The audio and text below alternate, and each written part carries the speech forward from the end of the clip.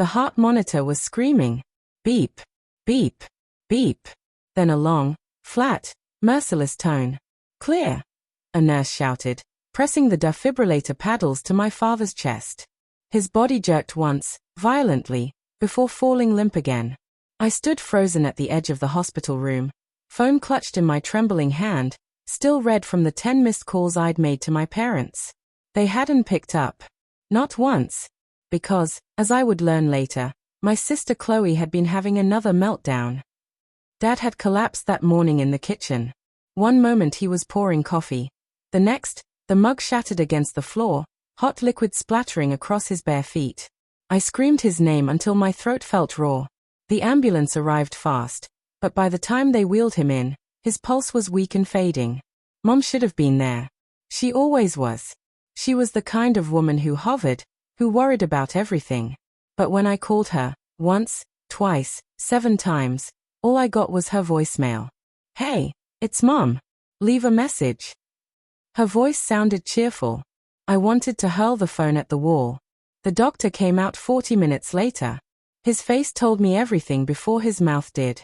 I'm sorry, Miss Harper. We did everything we could.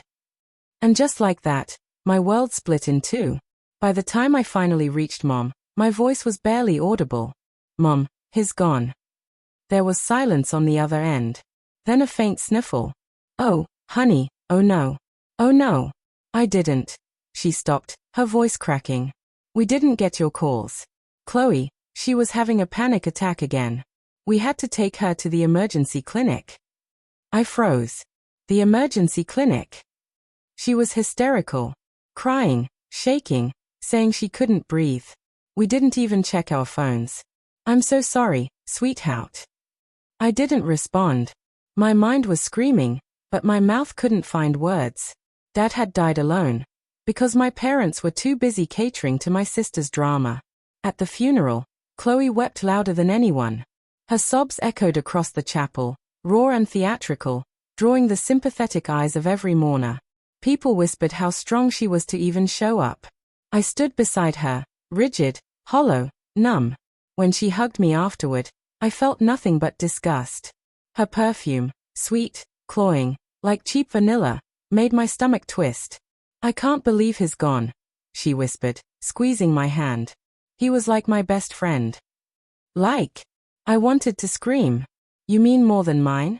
Because apparently, your feelings always mattered more. But I bit my tongue until it bled. Because that's what I'd always done. Growing up, Chloe had been the golden child. The sensitive one. Every failure was met with sympathy, every outburst with excuses. When she dropped out of college, Mom said, she's just finding herself. When she crashed her car, it wasn't her fault. When I got accepted into medical school, Chloe sobbed for 2 days because I was leaving her behind. It was always me who had to make room, lower my voice, step back, so she could shine. Dad was the only one who saw through it. He never said much, but his looks said everything. You don't have to carry everyone, he told me once. Not even your mother. Not even Chloe. I wish I'd listened. A week after the funeral, Mom called me late at night. Her voice was soft, fragile. Sweetheart, I know you're angry, but please don't blame your sister. It wasn't her fault. I stared at the ceiling. She's not a child, Mom. She's 32. She's delicate. She's manipulative. There was a pause. You don't mean that. Oh, I do, I said. You were all with her while Dad was dying. Do you even realize that? Mom sniffed. We didn't know it was that serious. I told you, he collapsed. I said hospital. How is that not serious? Chloe needed us. Dad needed you. I snapped. My voice cracked, anger spilling out like acid. But of course, it's always Chloe who comes first. Even now. Silence. Then a soft click as she hung up. 2 days later, Chloe showed up at my apartment unannounced. She looked pale, fragile, her eyes puffy from crying. Can I come in? I didn't answer, but she pushed past me anyway, clutching her coat. I know you hate me, she began, her voice trembling. But you have to understand, I didn't mean. You didn't mean to what? I said coldly. To have another convenient meltdown while Dad was dying. She flinched. That's not fair. No, what's not fair is that you always get away with it. Every tantrum, every crisis, Mom and Dad drop everything. And you know it. Tears filled her eyes. You think I wanted this attention? You think I'm happy he's dead? Her voice cracked so suddenly it startled me. But there was something else, something slippery, behind the tears. Guilt. Fear. I frowned. What are you not telling me, Chloe? She looked away. Nothing. You're lying. She twisted her fingers, her breathing quickened. Fine. I was with him that morning. Before he collapsed. My blood ran cold. What? I went over to ask for money. I didn't think Mom would give it to me, so I asked Dad. He got angry, said I needed to grow up. I yelled back. I said horrible things. Her lip trembled. Then he grabbed his chest and... Wait, I interrupted. You saw him collapse. Chloe's voice dropped to a whisper. I panicked. I didn't call 911. I just ran. The room spun. My heart hammered so hard I could barely breathe. You left him, I said slowly, each word heavy as stone. You left him to die. I didn't mean to. I thought he'd be fine. I was scared. Scared? I repeated, my voice breaking. You killed him, Chloe. She burst into tears, collapsing to her knees. Please don't tell Mom. She'll never forgive me. I stared at her, this fragile, trembling woman who'd always managed to twist tragedy into sympathy. But this time was different. This time, I saw the truth. She hadn't just stolen my parents' attention. She'd stolen my father's last breath.